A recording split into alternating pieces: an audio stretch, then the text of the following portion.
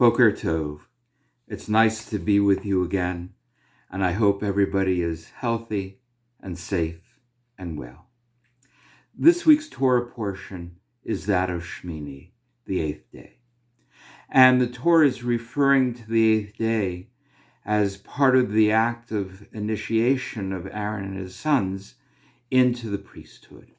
This was, of course, going to be a time of great joy and celebration.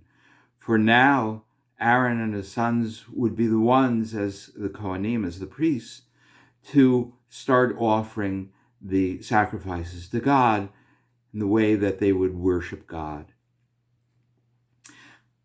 But unfortunately, tragedy strikes. Torah tells us that two of Aaron's sons, Nadav and Avihu, are stricken dead. Why? The Torah is not clear. And the fact that the commentators give us many different explanations as to why they died also gives us an indication that they're not sure either. Some say that they offered inappropriate or not the proper sacrifices that they were supposed to. Some commentators say that they were drunk, and that was the reason that they were killed. Nevertheless, we don't know. There's no clear answer, again, either in the Torah or by the commentators. And Aaron's response, his words, are what is most interesting here. You can imagine how he felt at this point. Here, he had so much hope for them, and now they're dead. But he responds with two words, two simple Hebrew words. Vayidom Aharon. And Aaron was silent. He had no response. He was unable to verbalize how he was feeling. Anything that he would be saying would be meaningless. And so the Torah records what takes place. Vayidom Aaron, and Aaron was silent. I was reflecting on this incident in this week's Torah portion as I and Jews around the world observed Yom HaShoah yesterday, Holocaust Remembrance Day. And by rights, we should have gathered together in one of the synagogues here in Toronto with hundreds and hundreds of people to light candles, to hear from survivors and their families, to learn about the importance of why we remember. And these same questions, the question why did our 6 million perish so innocently? They didn't do anything. Men, women, children, they were slaughtered. Cruelly, they were martyrs. And some have asked the question, why? What did they do? And of course, there's no real answer. I certainly don't believe that they did anything wrong. It wasn't for any reason that they were so tragically and cruelly slaughtered.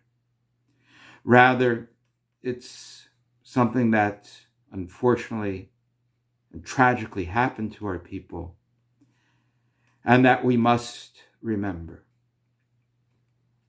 This year, since we were unable to gather together physically, there was a very beautiful and meaningful Holocaust virtual Yom HaShoah. And if you didn't have a chance to see it yesterday, you can go on to the website of the Newberger Holocaust Center, Holocaust Center, CENTRE.com,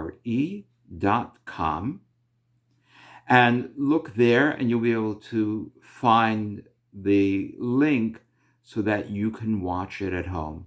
I urge you, please do so, as we remember the precious, precious victims of the Holocaust. But again, we have no response, as did Aaron. We don't know what we can say, and anything that we could say would be meaningless.